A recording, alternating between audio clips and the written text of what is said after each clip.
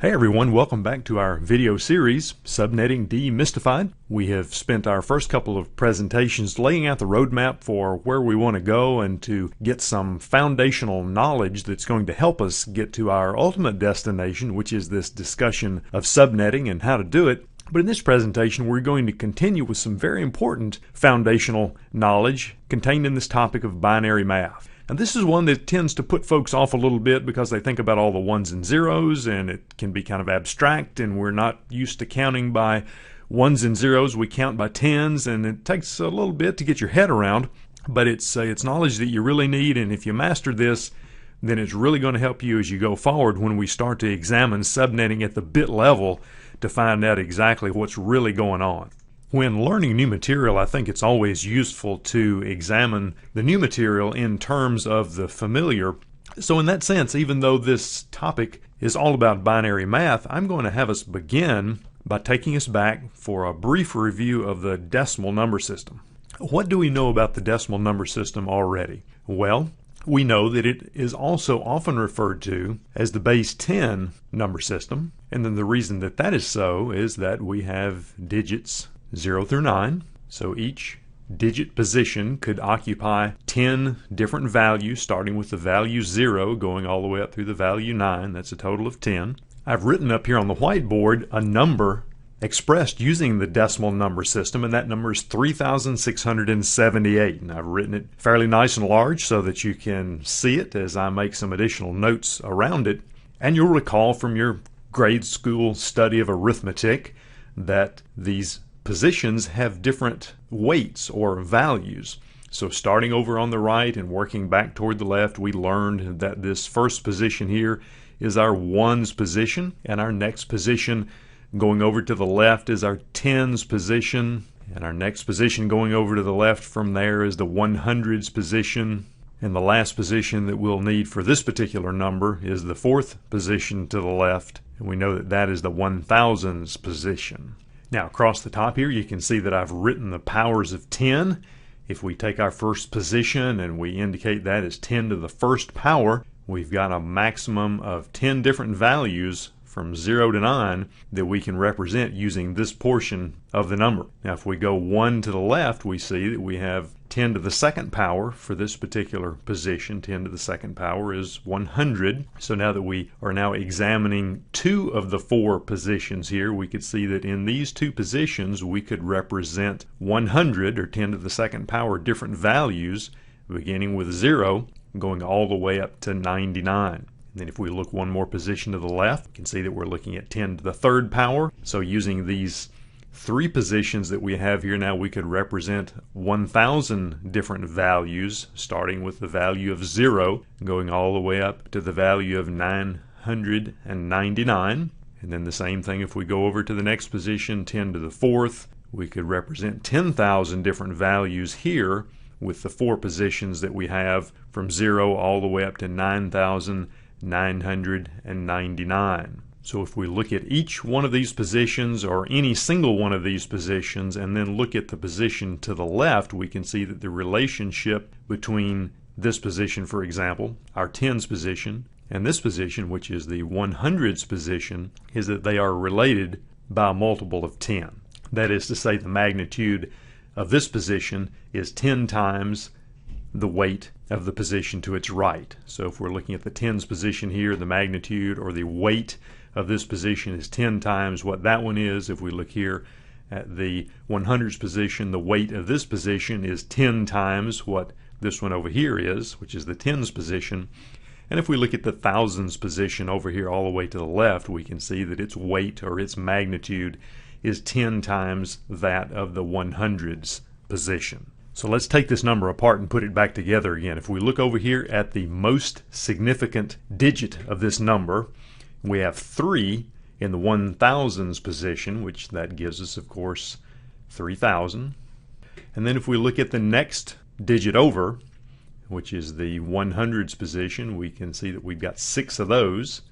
So that's going to give us the value of 600. And if we look over one more to the right, we can see that we've got 7 in the tens position, which gives us 70. And we've got 8 in the ones position, which gives us the decimal value of 8. So if we take our thousands position, that's 3,000. Our hundreds position, that's 600. Our tens position, that's 70. And our ones position, and that is 8. And then add them all back up together again, 3,678. So that's basically the number we started out with. And effectively, we converted a decimal number to a decimal number by doing that little exercise there, just to kind of break it apart and let you see how it works. Now, we do all of this without thinking about it because we use the binary number system every day, where our brains are programmed to think that way. So this is all just very natural, and we do it without even thinking about it. But I wanted to break it down and show it to you at that level, so that when we begin to examine something that is less familiar, which is going to be the base 2 number system, we're going to approach it in exactly the same way, and we'll explain it, or the new unfamiliar material, in terms of that which is familiar. So let's take a look at the binary number system in the exact same way that we examined the decimal number system in the previous example that we did. So on the whiteboard here, I have written a number in binary notation. Note that this entire number is made up of ones and zeros. That's one of the defining characteristics of a number written in the binary number system. We also sometimes call this the base 2 number system, and there are only 2 digits. Each one of these positions can only have the value of 0 or the value of 1, hence the name, the binary number system. So if we look at the weights, or the magnitudes of each of these positions, this is an 8-bit. You can count them: 1, 2, 3, 4, 5, 6, 7, 8. This is an 8-bit binary number, and we've got the least significant digit over here on this side, on the right side, with the most significant digit being over on the left side. So if we write out the relative bit weights of each of these positions, our first one is going to be worth a 1. And if we move over 1, this is going to have a bit weight of 2. And if we go over 1 to the left of that, we'll find that there is a bit weight of 4 here, or a magnitude of 4 for this position. We go over to the next one. This one's going to be an 8. You probably have seen the pattern establishing itself here. And then the next one is going to be 16, and then 32, and 64. And then the most significant digit in this 8-bit binary number is going to have a bit weight of 128. So you see, now I've written the powers of 2 above each of these positions, so that beginning with the least significant digit here, we've got 2 to the first power, so we could only have a maximum of 2 values. If this is the only position that we had in this number, it could only have a value of 0 or a value of 1, so that's 2 different values, 2 to the first. And the next position over is going to be 2 to the second. So if we had 2 binary positions here, we could have 2 to the second, or 4 possible values represented. 2 to the third, we could have 8 possible different values among these 3 positions here. 2 to the fourth, 16, and so on, going all the way out to the most significant value here on the left side. So let's do a simple example and just see if that's really true. We said that with respect to the second position here, we could have 2 to the second, or 4 possible values. So let's just go ahead and draw them out. One possible value would be 0, 0. Another possible value would be 1, 0. Another possible value would be 0, 1. And the final possible value would be 1, 1. So with respect to these last 2 positions here, we're going to have a maximum of 2 to the second, or 4 possible combinations of 1s and 0s within these last 2 positions that we're talking about here. Now, I won't draw them all out, but if we were to examine this next position, we could see that we would have a maximum of 2 to the third, or 8 different possible values with respect to these last 3 positions here. We would start with 0, 0, 0, and then 0, 0, 1, and then we could just draw them all out, and I'll leave that as an exercise for you to do. But if you take the 3 last positions here, and examine the fact that you could have a maximum of 2 to the third different combinations of zeros and ones in those last three positions. So as an exercise, why don't you pause the video just for a moment and then take your pencil and paper out and see how many different combinations of zeros and ones you could have in a 3-digit binary number, and I'll bet you'll find that you'll be able to come up with a maximum of 2 to the third, or 8 different sets of zeros and ones in that 3-digit binary number. Over here to the side, you'll notice that I've written out a table of the powers of 2. And this is a very important thing to be able to keep in mind and to be able to reproduce, either by just taking out pencil and paper and writing it down, or after a while you'll find that you can just do it in your head. So basically the point here is that you can look at this table of powers of 2, and depending on how many positions you have, you can look at the powers of 2 table to determine the maximum number of values that you could come up with using that many positions in a binary number. In the example that we just did, we saw that with only one position we can only come up with 2 different values, either a 0 or a 1. With 2 positions we came up with 4 different values, and then if you work through the example that I suggested that you try during a pause, we could take 3 positions in a binary number and come up with 8 different values, and so on. So you can see that just by adding an additional binary bit to the number, we double the number of potential values that we could have. So look at the table over here and watch the pattern. 2 to the third, we said that's 8 already, and you probably have proved that by drawing it out. 2 to the fourth would be 16 different values. You potentially could draw that one out, but it kind of becomes laborious to try to work out the combinations once you get more than just a few digits in width here. 2 to the sixth would be a 64-bit or 64 possible combinations in a 6-bit number. If we look at 2 to the eighth, we could come up with 256 combinations for an 8-bit byte. 2 to the ninth would give us 512, and 2 to the 10th would give us 1024. So just understanding what's going on with this table here, if you needed to figure out, well, how many different combinations could I represent if I had a 12-bit value? So if I had 12 bits worth of a binary number, how many different values would that be? Well, our table doesn't go to 2 to the 12th, but it does go to 2 to the 10th. So if we take 2 to the 10th, we know that that gives us 1024 possible combinations. 2 to the 11th would give us 2048, and 2 to the 12th would give us 4096. So you can see it's pretty easy to work out the numbers of values by just keeping up with how many bits in width you're dealing with and just using this table, and it just doubles every time you add a position. So now that we know a little bit about how the binary number system works, the next thing that we're going to undertake is to figure out how do we take a binary number, such as the one that we see here on the whiteboard, and convert that to its decimal equivalent. And conversely, how would we take a decimal number and convert it over into its binary equivalent? Because being able to do that is fundamental to being able to understand what's really happening down at the bit level when we're doing subnetting problems. Now we're going to work through quite a few of these as practice, but let's take this example as our first. If we were to take this binary number that we see, 10110111, and convert it into its decimal equivalent, well, how would we do that? Well, it's really very easy. What we would do would be to just go over and start to examine the bit positions.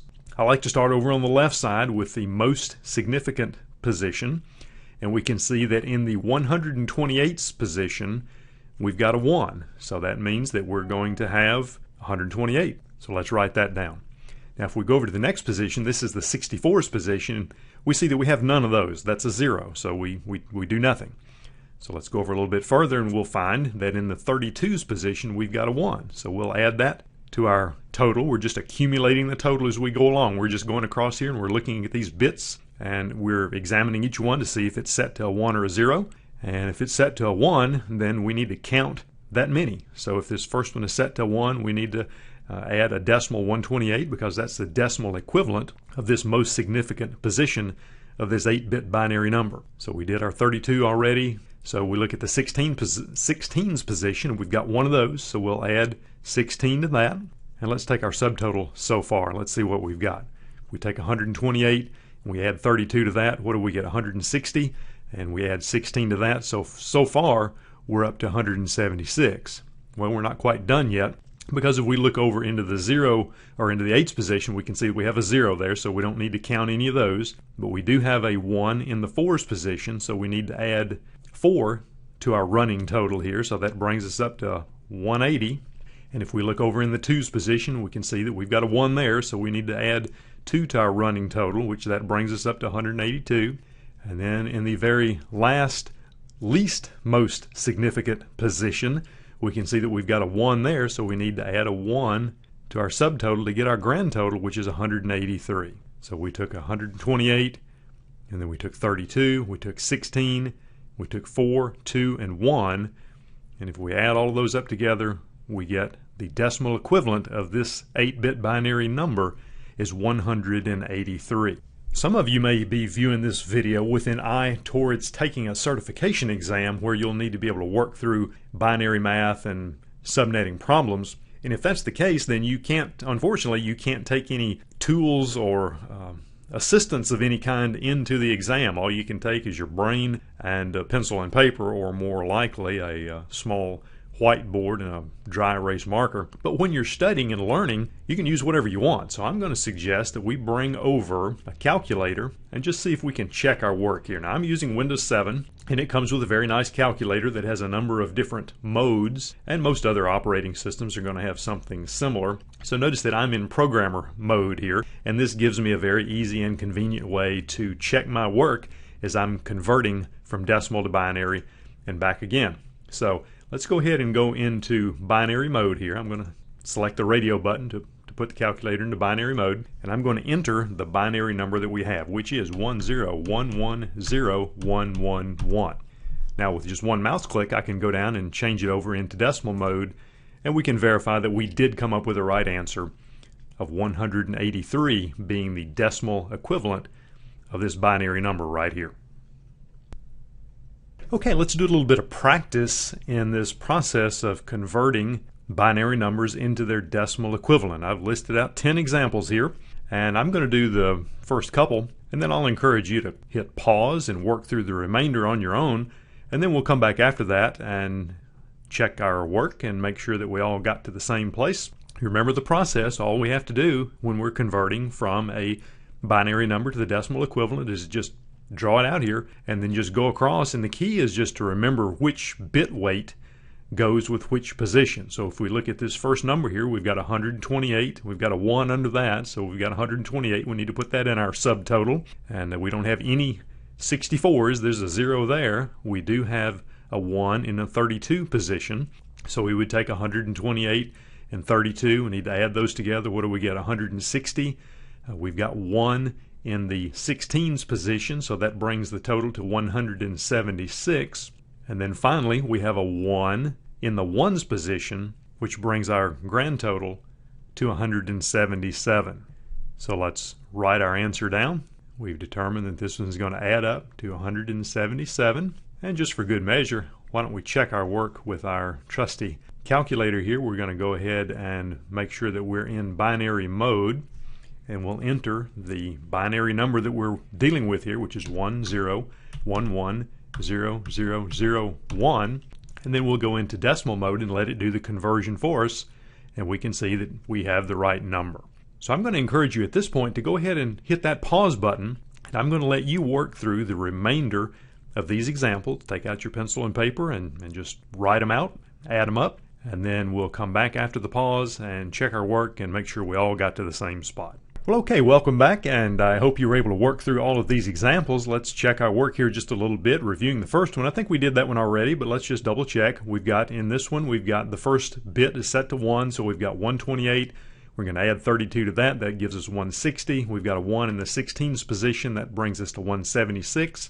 And then way out here on the end, we've got a 1 in the 1's position, and that brings the grand total to 177. So it looks like we're good with that one.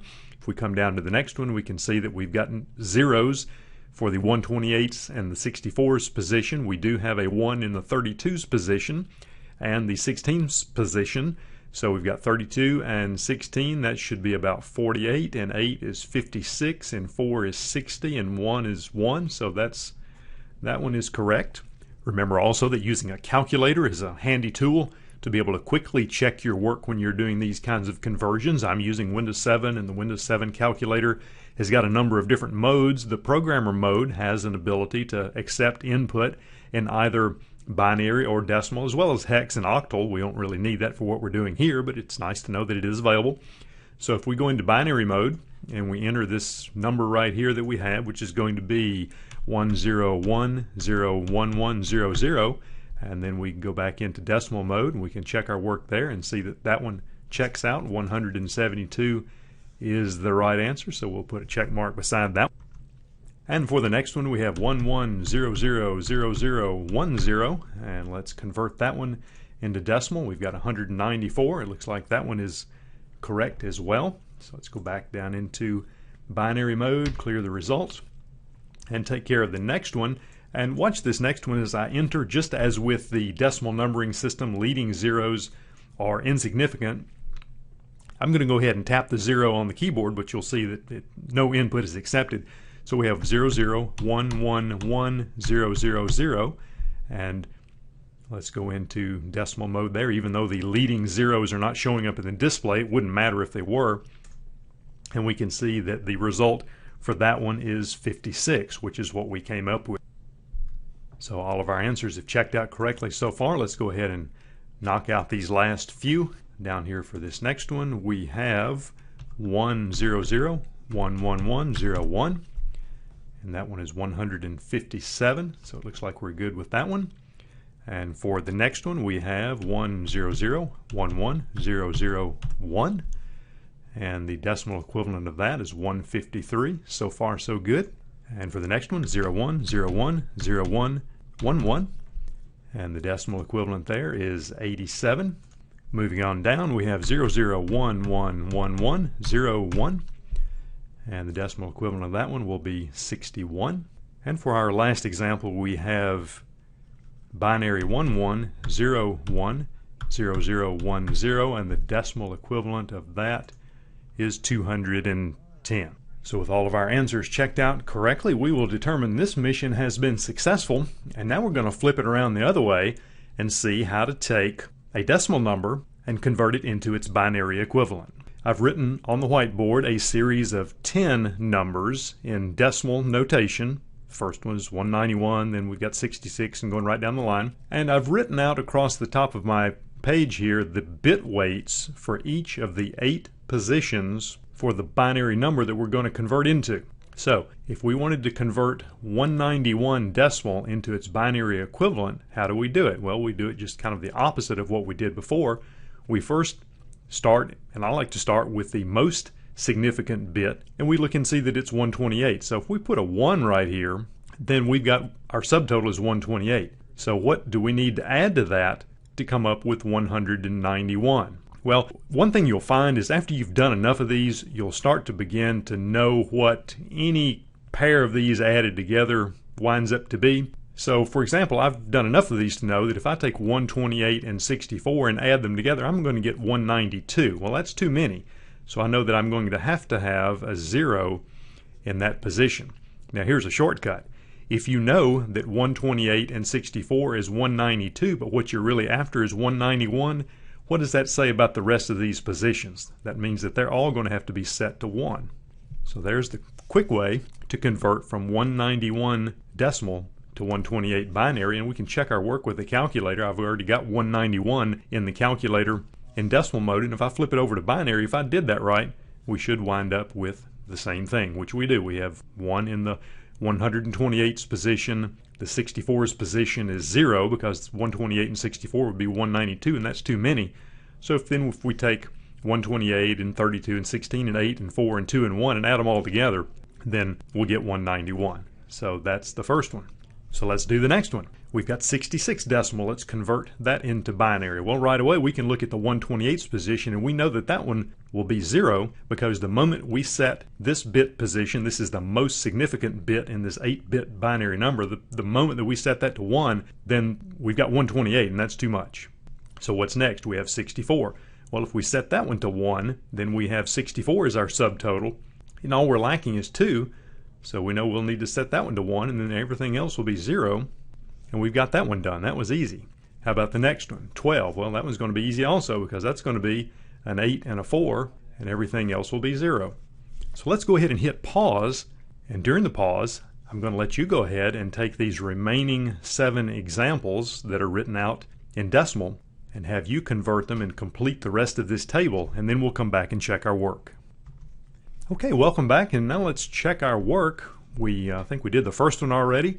191 decimal, and we want to convert that to binary. So we've got 128, and we know this is just a matter of a little shortcut review here. We know that if we had a 1 here and a 1 here, that would be 192, and that's too many. So we have a 0 here, and that tells us that we've got to set all the rest of these to 1. So if we were to add 128, 32, 16, 8, 4, 2, and 1, add all those together, we would wind up with 191. 66, let's do that one. No 128, so we put a 0 there. We put a 1 in the 64's position, so that gets us to 64. And then we come down here and put a 1 in the 2's position. 64 and 2 is 66. That gets us what we need. Everything else is set to 0, so we're good for that one. And we're good for that one. This one is 12. That's easy. We have a 1 in the 8's position here. We have a 1 in the 4's positions here. So 8 and 4 is 12. Everything else is 0. We're good to go on that one. So for 101, we take 64 and 32, we add that together, and we get 96, and we come down and put a 1 in the 4's position. 96 and 4 is 100, and then we add 1 to that. Everything else is 0, and that gets us to 101. So we're good with that one. Let's see, for 250, we take 128 and 64, we add those together. We've got 192, we add 32 to that, we've got 224. We add 16 to that, we've got 240. We add 8 to that, we've got 248. We come down here and grab 2 right here with this one, so we put a 1 there and a 0 there and 0 there, so that gives us 250. We're good with that one. For 84, we take 64 and 16, that gives us 80, and there is 4, so everything else is set to 0. We're good with that one. And then for 116, what do we need? 64 and 32. So 64 and 32, that's 96. And we add 16 to that, and that gets us to 112. And then we add 4 to that, and that brings our total to 116. Everything else is zeros, so we check that one off. And then for this one, we've got 54. How do we do that converted to binary? Well, we look along here, and 128, that would be too many. 64 would be too many, so we grab a 1 in the 32's position and a 1 in the 16's position, and that brings the total to 48. And we add 4 to that, and that gets us to 54, and 2 more gets us to 56. So we'll check that one off.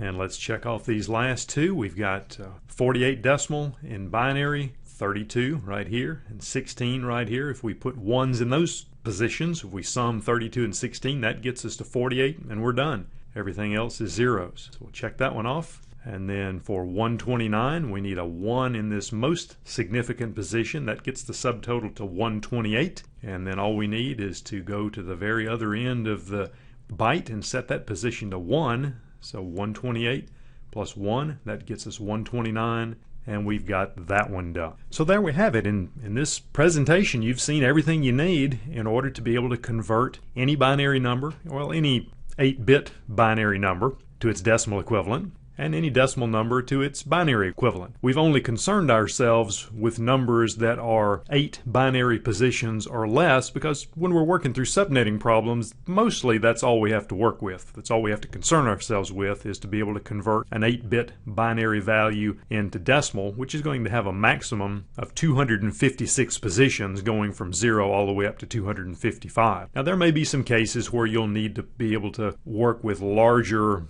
numbers of binary bit positions than just 8, and probably there will be, and we'll get into some of those examples. We'll handle those situations when we get to them. Okay, so we're good to go, and at this point we're going to go ahead and close out this video, and I'm going to encourage you now to go ahead and check out our next video, which is going to take up the topic of address classes. Thanks for watching.